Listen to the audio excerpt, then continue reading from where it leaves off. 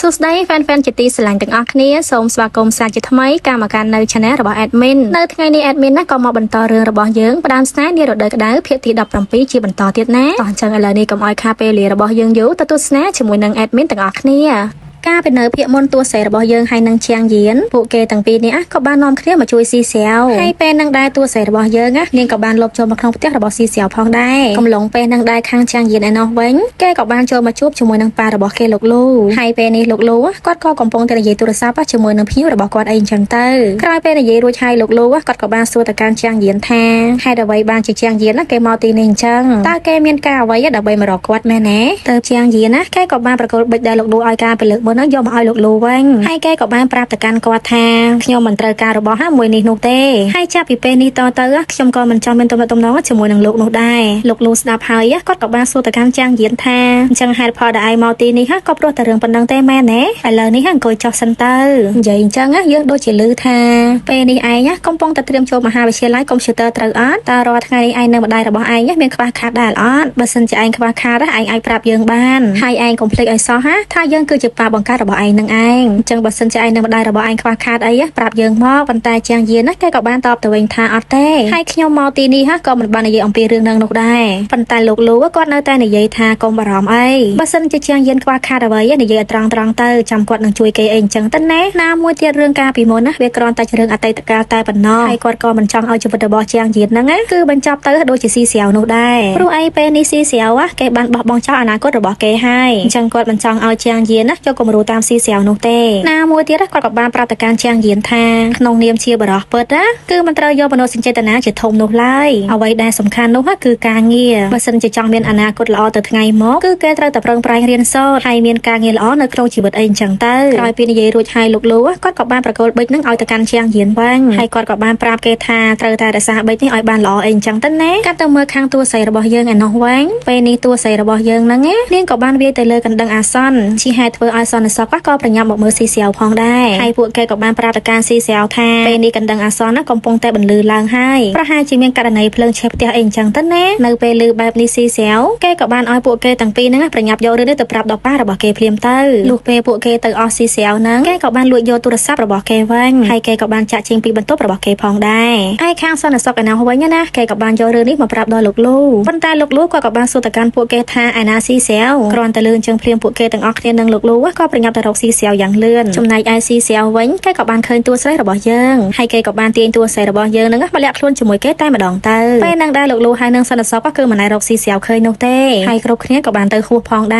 រចំណែកតួស្រីរបស់យើងនឹងស៊ីសៀវវិញពួកគេក៏បានអោបគ្នាហើយក្រោយមកទៀតពួកគេទាំងពីរនាក់ក៏ប្រញាប់ចាក់ចេញតែម្ដងទៅក្រោយមកទៀតស៊ីសៀវនឹងតួស្រីរបស់យើងក៏បានចេញមកដល់ក្រៅហើយពួកគេទាំងពីរនាក់ក៏ប្រញាប់ទៅរកកន្លែងលាក់ខ្លួនយ៉ាងលឿនគ្រានឹងដែរកូនចៅរបស់លោកលូក៏កំពុងតែស្វែងរកស៊ីសៀវដូចគ្នាប៉ុន្តែពួកគេតាមស៊ីសៀវមិនទាន់នោះឡើយក្រោយមកពួកគេទាំងអស់គ្នានឹងក៏យករឿងនេះមកប្រាប់ដល់លោកលូវិញហើយក៏បានបង្ហាញកាមេរ៉ាសុវត្ថិភាពដល់លោកលូមើលអីអញ្ចឹងទៅណាពេលនឹងដែរលោកលូគាត់ក៏បានឃើញតួស្រីរបស់យើងនៅក្នុងកាមេរ៉ាសុវត្ថិភាពជាហេតុធ្វើឲ្យគាត់ពិតជាមានការខឹងយ៉ាងខ្លាំងហើយគាត់ក៏បានបញ្ជាឲ្យកូនចៅរបស់គាត់នឹងតាមរកស៊ីសៀវឲ្យឃើញនៅពេលនេះលុះពេលពួកគេទៅអស់ជាងយានគេក៏បានប្រាប់ទៅកាន់លោកលូថាកំហុសគ្រប់យ៉ាងមិនមែនជារបស់បានវ៉ានោះឡើយគ្រាន់តែលឿនអញ្ចឹងភ្លាមលោកលូគាត់ក៏បានងាកមកកាន់ជាងយានហើយគាត់ក៏បានដឹងថាតាមពិតទៅជាងយាននឹងតួស្រីរបស់យើងនឹងគឺកំពុងតែសហការគ្នាមកជួយស៊ីសៀវនឹងឯងពេលដឹងបែបនេះហើយលោកលូគាត់ពិតជាមានការខឹងយ៉ាងខ្លាំងហើយគាត់ក៏បានធ្វើការស្ដីបន្ទោសទៅកាន់ជាងយានអីអញ្ចឹងទៅតែពេលនឹងដែរលោកលូគាត់ក៏បាននឹកឃើញគំនិតថ្មីមួយទៀតដោយគាត់ក៏បានប្រាប់ទៅកាន់ជាងយានថាពេលនេះស៊ីសៀវគេបានចាក់ចេញហើយអញ្ចឹងប៉ុន្មានថ្ងៃទៀតនេះលោកឆាងនឹងណាត់គាត់ញ៉ាំអាហារពេលល្ងាចជុំគ្ន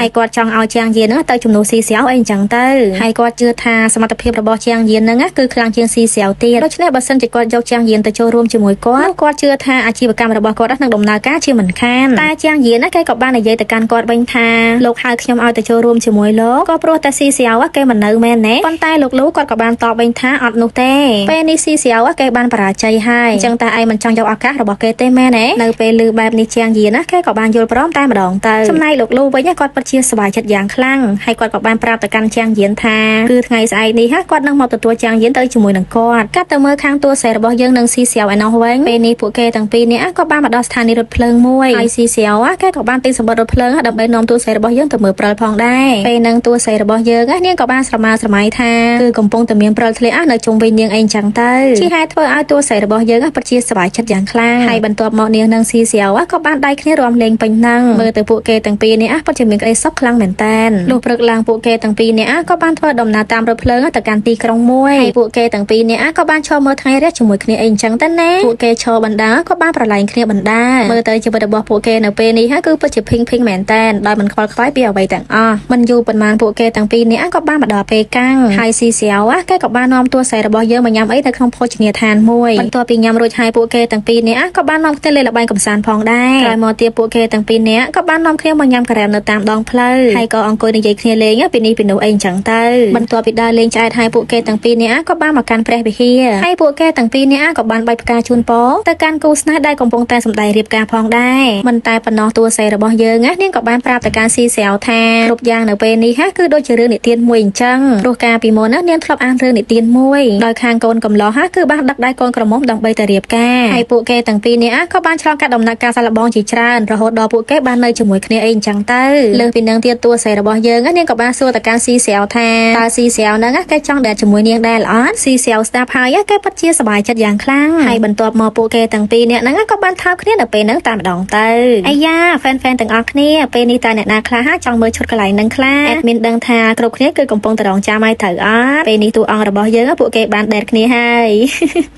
ហើយក្រោយមកទៀតយើងក៏បានឃើញពួកគេទាំងពីរនាក់ហ្នឹងកាន់ដៃគ្នាហើយក៏បាននាំគ្នាសម្ដែងធ្វើជារៀបការផងដែរជាមួយគ្នានឹងដែរមនុស្សម្នាទាំងអស់ក៏បានធ្វើការអបអរសាទរទៅកាន់ពួកគេទាំងពីរអីអញ្ចឹងទៅក្រោយមកទៀតពួកគេទាំងពីរនាក់ក៏បានឡើងមកលើវេទិកាហើយលោកអាចារ្យក៏បានសួរទៅកាន់តួស្រីរបស់យើងនឹងស៊ីសៀវថាតើអ្នកទាំងពីរហ្នឹងព្រមយកគ្នាធ្វើជាប្តីប្រពន្ធដែរអត់ទៅពួកគេទាំងពីរហ្នឹងក៏បានឆ្លើយថាយល់ព្រមមិនតែប៉ុណ្ណោះស៊ីសៀវគេក៏បានជូនបាច់ផ្កាទៅកាន់តួស្រីរបស់យើងទៀតណោះជាហេតុធ្វើឲ្យតួស្រីរបស់យើងពិតជាសប្បាយចិត្តយ៉ាងខ្លាំងប៉ុន្តែភ្លាមនឹងដែរស៊ីសៀវគេក៏បានប្រាប់ទៅកាន់តួស្រីរបស់យើងថាតើអូនមានដឹងដែរអត់ចំពោះរឿងនិទានដែលអូនបានអានគឺវាคล้ายទាំងអស់ក្រោយពីនិយាយរួចហើយស៊ីសៀវគេក៏បានប្រកល់សៀវភៅរឿងនិទានមួយឲ្យតួស្រីរបស់យើងហើយសៀវភៅហ្នឹងគឺចង់និយាយអំពីព្រះអង្គម្ចាស់ហើយនិងព្រះនាងនឹងឯងចំណែកតួស្រីរបស់យើងវិញនាងក៏បានបើកសៀវភៅហ្នឹងមើលហើយនាងក៏បាននឹកឃើញរឿងអតីតកាលរបស់នាងតាក់ទងនឹងប៉ារបស់នាងហើយនិងម្ដាយរបស់នាងអីចឹងទៅកាលនោះតួស្រីរបស់យើងនាងតែងតែឃើញពួកគាត់ទាំងពីរហ្នឹងគឺឆ្លោះគ្នារហូតជាពិសេសនោះគឺម៉ាក់របស់នាងគាត់តែងតែចង់ចាក់ចេញពីប៉ារបស់នាងរហូតក៏ព្រោះតែប៉ារបស់នាងក៏បានរលាយគ្រប់យ៉ាង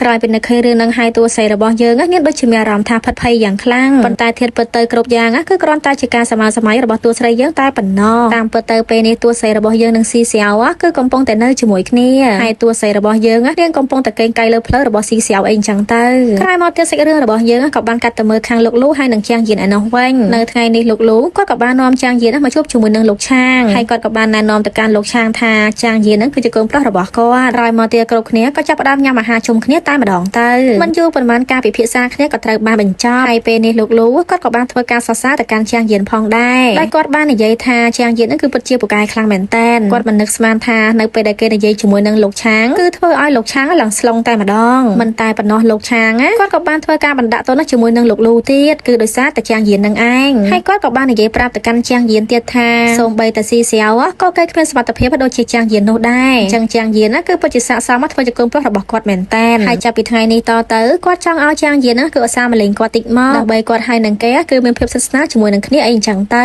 ក្រោយពីនិយាយរួចហើយលោកលូគាត់ក៏បាននាំជាងយានទៅញ៉ាំអាហារពេលល្ងាចជាមួយគ្នាផងដែរត្រឡប់ទៅមើលខាងស៊ីសៀវនឹងតួស្រីរបស់យើងឯនោះវិញពេលនេះពួកគេទាំងពីរនាក់ក៏បានមកស្នាក់នៅក្នុងសន្តាគារមួយហើយពេលនឹងដែរស៊ីសៀវគេក៏បានកក់បន្ទប់សម្រាប់គេនឹងតួស្រីរបស់យើងផងដែរប៉ុន្តែចៃដន្យអីការធនាគាររបស់ស៊ីសៀវគឺប្រើមិនបាននោះឡើយក៏ដោយសារតែប៉ារបស់គេបានបិទការរបស់គេដោយឃើញបែបនេះតួស្រីរបស់យើងនឹងនាងក៏បានបបួលស៊ីសៀវទៅរកកន្លែងផ្សេងវិញព្រោះតែនៅក្នុងសន្តាគារនេះគឺថ្លៃខ្លាំងណាស់ស៊ីសៀវស្ដាប់ហើយគេក៏បានយល់ព្រមហើយពួកគេទាំងពីរនេះក៏ស្វែងរកកន្លែងផ្សេងតែម្ដងទៅបកមកមើលខាងជាងយានជាបន្តវិញពេលនេះជាងយានគេបានមកដល់ផ្ទះវិញហើយម៉ាក់របស់គេក៏បានសួរគេថាតើឯងទៅមកពីណាហើយអ្វីបានជាឯងស្លៀកពាក់ចម្លែកខ្លាំងម្ល៉េះតែជាងយានគេក៏ប្រាប់ថាគេទៅតែមកពីសាលាក្រោយពីនិយាយរួចហើយជាងយានគេក៏បានដើរចូលក្នុងបន្ទប់តែម្ដងទៅពេលនឹងដែរអ្នកជួលផ្ទះគាត់ក៏បានមកមើលផ្ទះហើយម៉ាក់របស់ជាងយានក៏បានប្រាប់អ្នកជួលផ្ទះអំពីផ្ទះរបស់គាត់ផងដែរមិនតែប៉ុណ្ណោះម៉ាក់របស់ជាងយានគាត់ក៏បាននាំអ្នកជួលផ្ទះដើរមើលជុំវិញហ្នឹងហើយក៏បានចូលទៅមើលនៅក្នុងបន្ទប់របស់ជាងយានអីអញ្ចឹងទៅពេលនឹងដែរអ្នកជួលផ្ទះគាត់ក៏បាន បានឃើញសញ្ញាបត្រជាច្រើនរបស់ជាងយានហើយគាត់ក៏បានធ្វើការសរសើរទៅកាន់ជាងយានផងដែរតែពេលនឹងជាងយានណាគេក៏បានប្រាប់ឲ្យអ្នកជួលផ្ទះត្រឡប់ទៅវិញទៅក៏ព្រោះតែគេមិនចង់ជួលផ្ទះនេះឲ្យអ្នកណានោះឡើយនៅពេលឮបែបនេះម៉ាក់របស់ជាងយានណាគាត់ពិតជាមានការភ្ញាក់ផ្អើលយ៉ាងខ្លាំងហើយគាត់ក៏បានសួរទៅកាន់ជាងយានថាតើកូនកើតអីប៉ុន្តែជាងយានណាគេក៏បានស្រែកឲ្យគាត់ហើយគេក៏បានដេញអ្នកជួលផ្ទះឲ្យចាក់ចេញអីអញ្ចឹងទៅណាចំណែកអ្នកជួលផ្ទះវិញណាគាត់ក៏មិនហ៊ាននៅទៀតនោះដែរហើយគាត់ក៏បានចាក់ចេញតែម្ដងទៅស្រាប់តែពេលនឹងដែរជាងយានណាគេក៏បានឆេវឆាវយ៉ាងខ្លាំងហើយគេក៏បានគប់របស់របរពេញនឹងថែមទាំងរុញទូសិភៅរបស់គេនឹងឲ្យដួលពេញនឹងទៀតផងហើយម៉ាក់របស់ជាងយានវិញណាគាត់ក៏មិនហ៊ានសួរនាំអ្វីទៅកាន់ជាងយាននោះដែរគាត់បានត្រឹមតែអង្គុយនៅខាងក្រៅដើម្បីរងចាំឲ្យជាងយានស្ងប់ចិត្តតែប៉ុណ្ណោះហើយជាងយាននៅពេលនេះវិញណាគេកំពុងតែខឹងជាមួយនឹងលោកលូហើយអ្វីដែលធ្វើឲ្យគេកាន់តែអន់ចិត្តនោះគឺគេគិតថាខ្លួនរបស់គេនឹងគ្រាន់តែជំនួសស៊ីស្រាវតែប៉ុណ្ណោះសូម្បីតែកៅអៅរបស់គេដែលបានពាក់នៅថ្ងៃមិញហ្នឹងក៏ជារបស់ស៊ីស្រាវផងដែរដោយសារតែអញ្ចឹងហើយទើបបានជាងយានគេមិនសប្បាយចិត្តបែបនេះសាច់រឿងក៏បានកាត់ត្រឡប់ទៅមើលខាងតួខ្សែរបស់យើងនឹងជាងយានជាបន្តវិញពេលនេះពួកគេទាំងពីរនាក់ក៏កំពុងតែរៀបគម្រោងដើម្បីទៅភៀកខាងជើងជាមួយគ្នាក៏ព្រោះតែតួខ្សែរបស់យើងនាងគិតថានៅពេលកាលនេះប្រហែលជាគ្មានព្រិលធ្លាក់នោះទេអញ្ចឹងហើយនាងក៏នាំស៊ីស្រាវទៅកាន់ភៀកខាងជើងតែម្ដងទៅពេលនឹងដែរស៊ីស្រាវគេក៏បានឃើញបរិសម្នាក់កំពុងតែជួសជុលកង់អាគុយហើយគេក៏បានឃើញម៉ូតូមួយចំនួនកំពុងតែខូចផងដែរទើបស៊ីស្រាវគេក៏សួរទៅកាន់បរិសនឹងថាបើសិនជាគេអាចជួសជុលម៉ូតូនឹងបានណាតើគាត់នឹងព្រមជួលឲ្យគេក្នុងតម្លៃថោកតើបានអត់ទើបបរិសម្នាក់នឹងក៏បានប្រាប់ថាបានតាបើសិនជាស៊ីស្រាវអាចជួសជុលបានណានោះគាត់នឹងជួលឲ្យគេក្នុងតម្លៃថោកអីអញ្ចឹងទៅណាចំណែកឯតួស្រីរបស់យើងវិញណានាងក៏បានមកតថ្លៃជាមួយនឹងបរិសម្នាក់នឹងតែបរិសម្នាក់នឹងក៏បានប្រាប់ថាគឺជួលឲ្យក្នុងតម្លៃ200យួនអីអញ្ចឹងទៅប៉ុន្តែតួស្រីរបស់យើងនាងក៏បានសុំ50យួនតើបានអត់ក៏ព្រោះតែពួកនាងគឺជាអ្នកជួសជុលដោយខ្លួនឯងហ្នឹងនៅពេលឮបែបនេះបរិសម្នាក់នឹងគាត់ក៏បានយល់ព្រមស្រាប់តែពេលនឹងដែរស៊ីស្រាវគេក៏អាចជួសជុលបានពិតមែនជាហេតុធ្វើឲ្យតួស្រីរបស់យើងពិតជាសប្បាយចិត្តយ៉ាងខ្លាំងហើយពួកគេទាំងពីរនាក់ក៏នាំគ្នាបន្តដំណើរទៅភៀកខាងជើងតែម្ដងទៅមិនតែប៉ុណ្ណោះពួកគេទាំងពីរនាក់ក៏បានធ្វើដំណើរពីយប់រហូតដល់ព្រឹកហើយក៏បាននាំគ្នាចុះថតថ្ងៃរះទុកជាអនុស្សាវរីយ៍ជាមួយគ្នាផងដែរបន្ទាប់មកទៀតពួកគេទាំងពីរនាក់ក៏បាននាំគ្នាមកជួបផ្ទះមួយដើម្បីស្នាក់នៅបណ្ដោះអាសន្នក៏ព្រោះតែមិនទាន់ដឹងថាពេលណាមានព្រិលធ្លាក់នោះទេអញ្ចឹងហើយពួកគេទាំងពីរនាក់ត្រូវតែចំណាយពេលរងចាំហើយត្រូវរកកន្លែងស្នាក់នៅមួយឲ្យបានសមរម្យអីអញ្ចឹងទៅណាក្រោយមកពួកគេទាំងពីរនាក់ក៏បានរកឃើញកន្លែងដាក់អីវ៉ាន់មួយហើយក៏យកកន្លែងហ្នឹងធ្វើជាកន្លែងស្នាក់នៅតែម្ដងទៅមិនតែប៉ុណ្ណោះពួកគេទាំងពីរនាក់ហ្នឹងក៏បានយកកូនឆ្កែរបស់ម្ចាស់កន្លែងហ្នឹងមកជួយចិញ្ចឹមផងដែរលុះដល់ម៉ោងញ៉ាំពួកគេទាំងពីរនាក់ក៏បានឆុងមីកំប៉ុងញ៉ាំជាមួយគ្នាហើយមើលទៅជីវិតរបស់ពួកគេនៅពេលនេះគឺពិតជាសប្បាយចិត្តយ៉ាងខ្លាំងហើយពួកគេទាំងពីរនាក់ក៏សន្យាថានឹងនៅជាមួយគ្នារហូតដល់រដូវក្តៅបានកន្លងផុតហើយឈានចូលដល់រដូវរងាអីអញ្ចឹងទៅណាលុះស្អែកបន្ទាប់តួខ្សែរបស់យើងនាងក៏បាននាំស៊ីស្រាវមកទិញសិភៅហើយនាងក៏បានប្រាប់ទៅកាន់ស៊ីស្រាវថានៅឆ្នាំក្រោយនេះនាងនឹងចូលរួមប្រឡងម្ដងទៀតក៏ព្រោះតែការដែលលោកយាយនៅរស់គឺគាត់ចង់ឲ្យនាងចូលរៀននៅមហាវិទ្យាល័យអញ្ចឹងហើយបានជាតួខ្សែរបស់យើងហ្នឹងគឺនាងចង់ធ្វើតាមបំណងរបស់លោកយាយអីអញ្ចឹងទៅពេលហ្នឹងដែរអាហ្វាណាគេក៏បានខលមកស៊ីស្រាវហើយស៊ីស្រាវគេក៏បានចេញទៅនិយាយនៅខាងក្រៅតែម្ដងមិនតែប៉ុណ្ណោះអាហ្វាណាគេក៏បានសួរទៅកាន់ស៊ីស្រាវថាតើឯងនៅឯណាពេលនេះទើបស៊ីស្រាវគេក៏បានប្រាប់ថាគេកំពុងតែនៅខាងក្រៅជាមួយនឹងតួស្រីរបស់យើងចំណែកខាងតួស្រីរបស់យើងវិញនាងក៏កំពុងតែនិយាយជាមួយនឹងមេឃមេឃដូចគ្នាហើយនាងក៏បានប្រាប់មេឃមេឃថានាងកំពុងតែនៅជាមួយនឹងស៊ីស្រាវផងដែរមិនតែប៉ុណ្ណោះពួកគេក៏បានបង្ហាញកូនឆ្កែទៅឲ្យមេឃមេឃនិងអាហ្វាន់មើលហើយពួកគេទាំង4នាក់ក៏និយាយគ្នាលេងពីនេះពីនោះយ៉ាងសប្បាយចិត្តអីអញ្ចឹងទៅណាលុះយប់ឡើងតួស្រីរបស់យើងហ្នឹងនាងក៏បានត្រៀមអំណោយមួយទុកសម្រាប់ស៊ីស្រាវហើយស៊ីស្រាវវិញគេក៏បានយកអំណោយរបស់គេមកឲ្យតួស្រីរបស់យើងដូចគ្នាព្រោះតែកាលពីថ្ងៃមុនពួកគេទាំងពីរនាក់គឺមិនបានឲ្យគ្នា